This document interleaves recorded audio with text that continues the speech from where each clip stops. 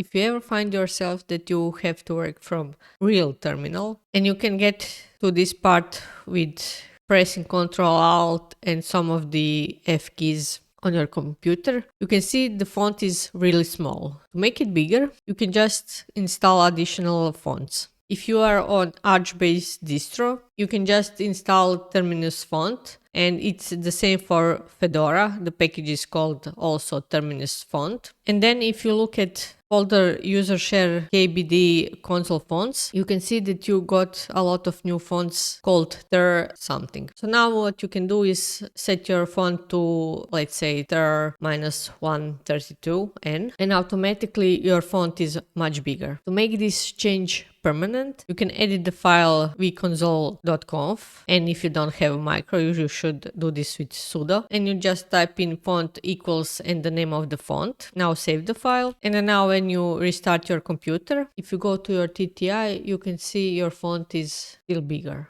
And that's all.